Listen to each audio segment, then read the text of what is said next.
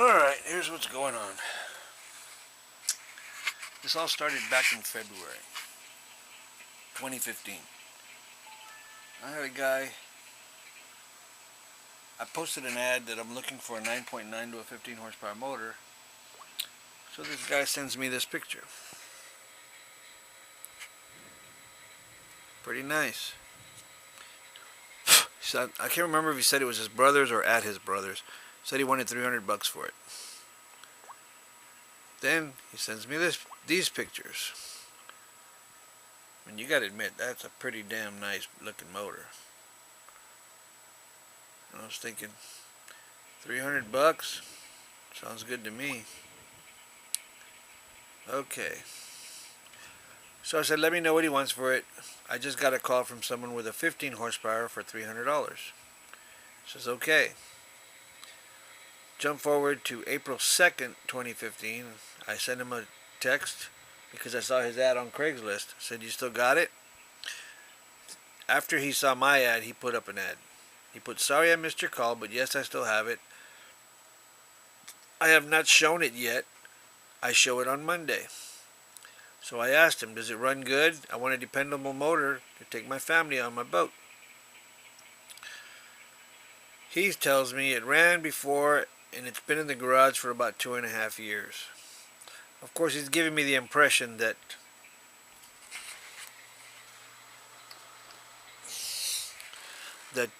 he ran it. Okay. So I noticed his number was a San Antonio number, and I said, you're out near Corpus, but you have a San Antonio number. I live in San Antonio, he says, but I have to meet a guy named Rudy in Corpus.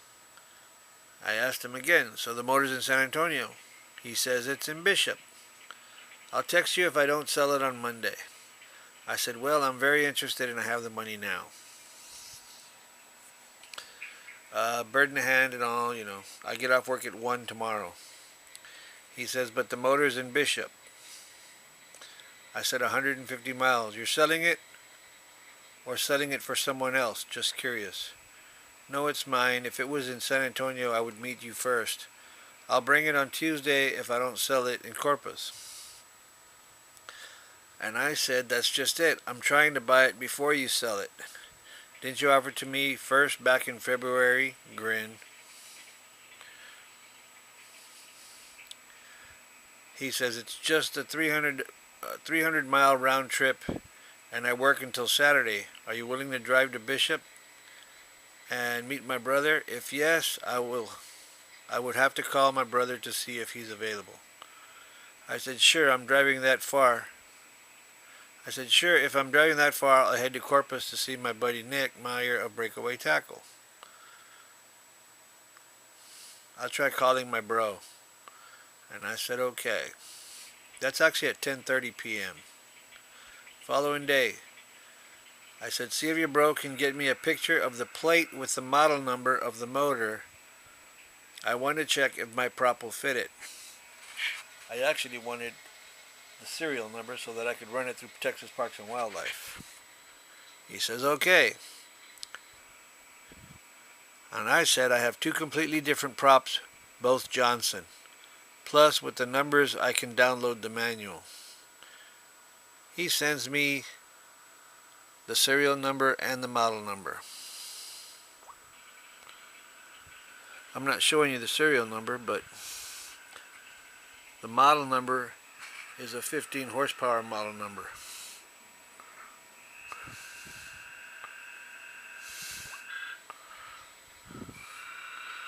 So I said, thanks. And I ran the numbers. He said, no problem. I says, okay, as soon as I get off work, I'll head out.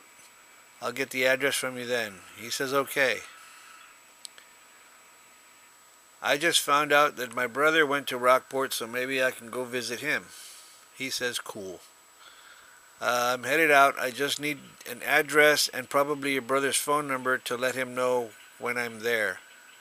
He says, okay. He sends me the directions to Stripes on Highway 77. That's a red flag right there. And I had talked to the guy on the phone. There's probably a little gap in here somewhere where I talked to him on the phone. And that was when he told me that his brother had checked the compression. If somebody's selling you a boat motor and they're checking the compression or checking the spark, there's something wrong with the motor. Why would they be checking that stuff if the motor ran good? So he says it's a Stripes gas station in Bishop, right off highway. You can't miss it. My brother's phone number is whatever. His name is David. I said, okay, he works there or meeting me there? I said, oh, meeting me there. Got it. That's another red flag. He's not meeting me at his house. Okay, I'll call as soon as I gas up. And he says, just meeting you there. And I told him, I just called him and he didn't answer, so I texted him and told him I was on the way. He is going to meet me, right? He says, yes.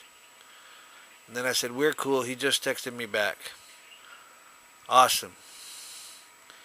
So then, let's go to his brother's. Where are we at? We're going to his brother's phone number here. Okay. This is Manny. I'm headed your way to get the motor. This is where I'm texting his brother. This is where he says, okay. I will shoot you a text when I'm about 10-15 miles away. He says, okay. So then I sent him a text. I said, I'm about 50 miles away. That was at 2:55. About 30 minutes later, about 3:15, 20 minutes later, he says, okay. So 10 miles to 77 exit. Now he says, okay, I'm on my way back from CC, which is Corpus Christi.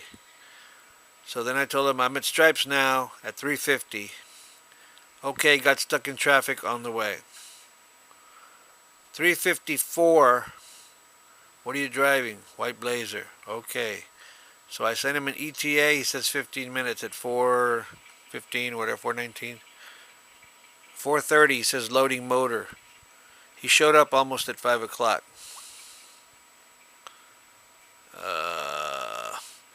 Now we go back to the brother. Where is he?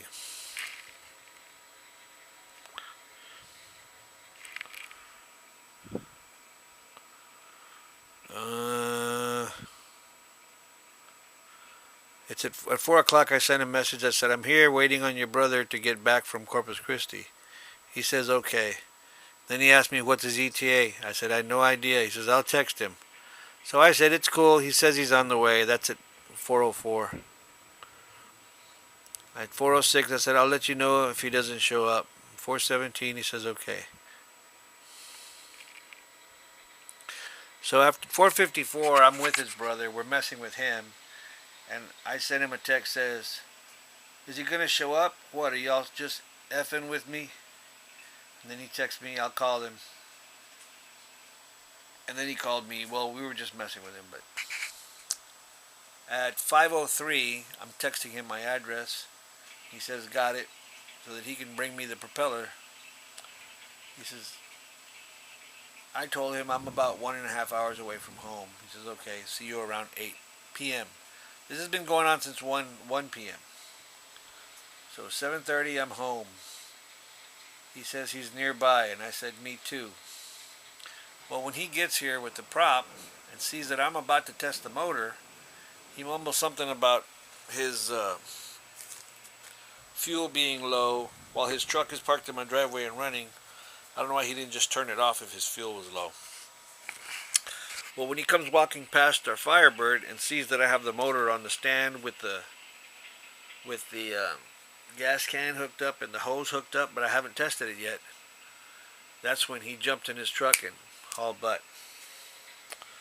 So, after messing with the motor for about 20 minutes, I start to think, why did he run off so fast? If I was about to test the motor, if somebody was about to test the motor I sold him, I'd want to stick around and watch. So I sent him this long text. Well, live and learn. I guess I missed the red flags. When you said good compression, it didn't hit me. Why would you check the compression on a good motor? Then when your bro said, tested the spark, same thing. Why would you test the spark on a good motor? Then when you rushed off when you saw me about to test the motor, that's when I realized you knew it didn't work. You were more concerned with getting the cash than my family getting a decent motor. I'm only out about $50 in gas, 6 to 8 hours of my time, and a 14-foot boat, which I also told him over the phone I sold my 14-foot boat to get the motor to, I sold my 14-foot boat to buy the motor from him. So someone made out good, not me. Like they say, if it looks too good to be true. What a jerk, huh? Well, here we are, 1 week later. I took the time to think about what might be wrong with the motor. It's getting spark, it's getting compression. It just will not fire. So I'm thinking maybe it jumped timing. The only way a boat motor is going to jump timing is if the shaft twists on the flywheel. So I started thinking maybe that little half-moon piece of metal flywheel key, maybe that was broken. And I mentioned that to my neighbor, and I came inside, got onto the Facebook groups, a fishing group. I said my problem. I said I got a motor. It's doing this, not doing that, not doing that. The first response was, maybe it's your flywheel key. I just needed to see someone else say the same thing. So I go to the garage, stand the motor up, and grab a socket, and I realize that the flywheel nut is already loose. I also noticed 2 days earlier that the pull starter bolt, I turned it 4 times before it actually tightened down to where it's supposed to be. And the pinion that goes up and turns the flywheel was just shot because it was loose and it was twisting, so it was just grabbing from a little bitty corner. So now it grabs where it's supposed to. Well, I went into AutoZone, got the part I needed, the little half-moon pieces of metal. They're $3.99 for 5 different sizes. So I bought one of those. I got a harmonic balancer puller, which didn't fit. It was too small for the big flywheel. So to get the flywheel off, I just tapped it, rotated, tapped it with a rubber hammer or a rubber mallet. Tapped it, rotated, tapped it, and it popped right off. Sure enough, the little pin was sheared. So I cleaned it out, took all the little pieces of metal that were in there out, put the new one in, put the flywheel back down, tightened it back down. Took it outside, and a half a pull later, that motor was just humming like brand new.